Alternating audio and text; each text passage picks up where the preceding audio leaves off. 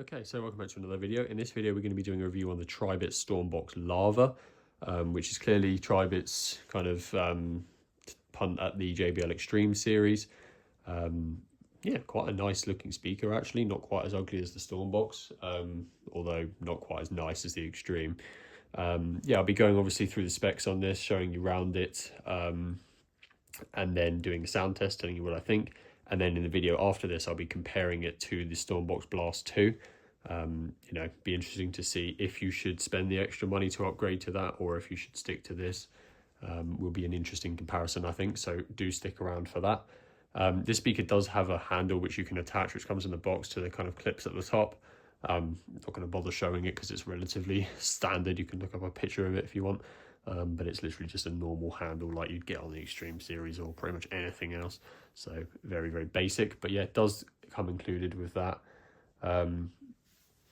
So yeah, I mean, showing you around it, not a bad design. We've got the passive radiators on the side. On the back, you've got a flap with the power in, which is USB-C, which is nice. You've got a USB out for power bank usage and an aux port, which is nice because not everything has aux ports nowadays. On the top, you've got standard kind of power controls, Bluetooth, volume, X-Bass, and a TWS pairing button. But yeah, nothing really crazy going on here, I'll be honest. It's a very basic looking speaker, no lights or anything to speak of, unfortunately. But I think the price reflects that. It's £130. And obviously for a speaker of this size, that's really not bad at all.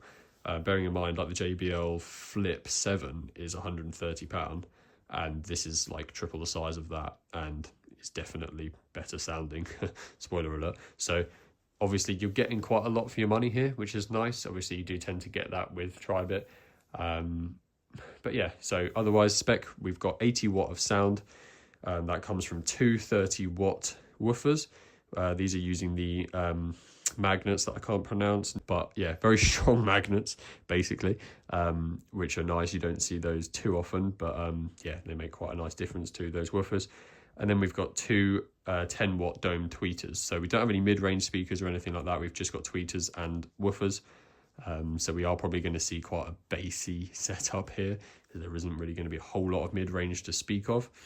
Yeah, as it says, 43 hertz bass, so obviously on the low end of the frequency range there we should be seeing around 43. Obviously we'll check that on our frequency graph, but if that's true, that is very, very deep.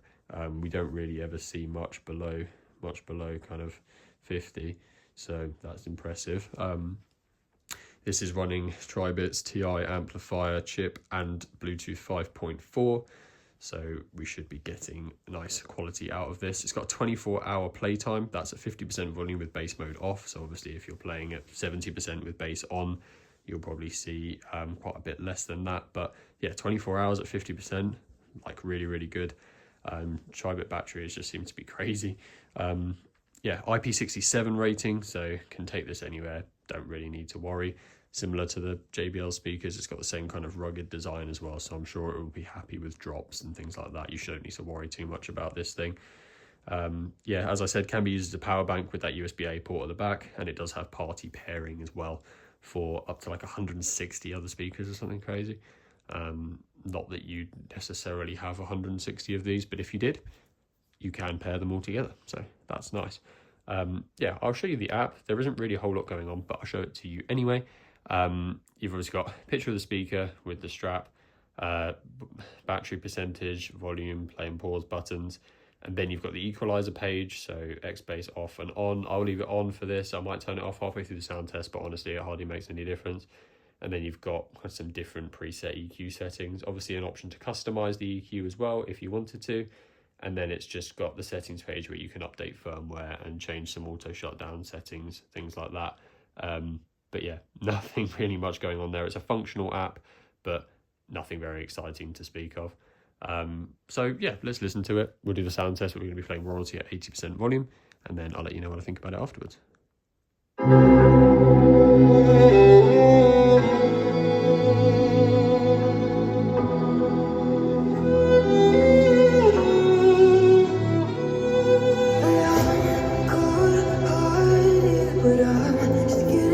Started, my eyes on the target.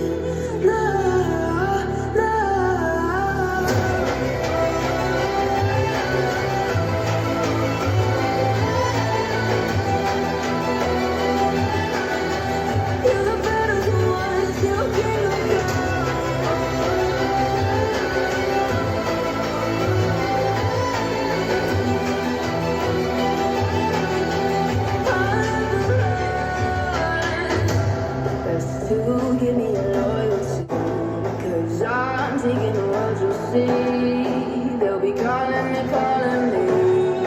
they'll be calling me royalty. But you give me your loyalty, 'cause I'm taking the world, you'll see. They'll be calling me, they'll be calling me royalty.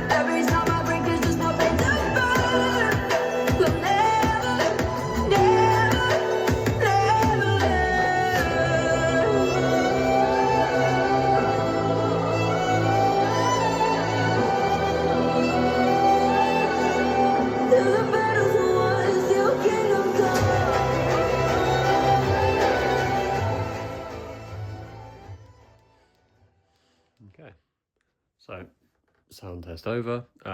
Yeah, I did turn bass mode off and on a couple times in there. I don't find it makes much difference to the bass at all. It kind of makes it sound a bit louder for some reason with bass mode on even. I'd probably just keep bass mode on the whole time on this speaker, to be honest. But yeah, sound is really, really good.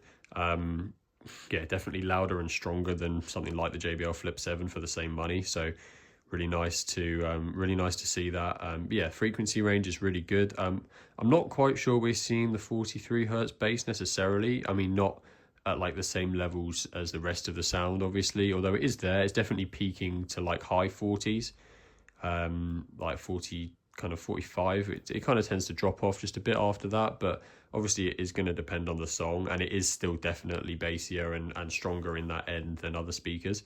And definitely impressive for its size. Obviously, I'm not going to pretend that my iPad with, you know, its built-in microphone is going to be capturing that frequency range perfectly either. So I think we'll trust what they say.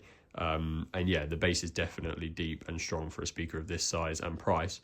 And yeah, overall, it's just, it's one of those, like, it's not overly exciting. No one's going to say, oh, cool, what's that? Like, it is quite literally just a portable speaker. It's a good price, it's good value, it sounds good, it does everything you need it to do. It's one of those kind of like, I want the best sound for my money and I just want it to do a job. And you're looking at it here, you know, it doesn't do anything massively exciting. It's not very special. It looks pretty boring, but for £130, you're not going to get anything that sounds much better than this.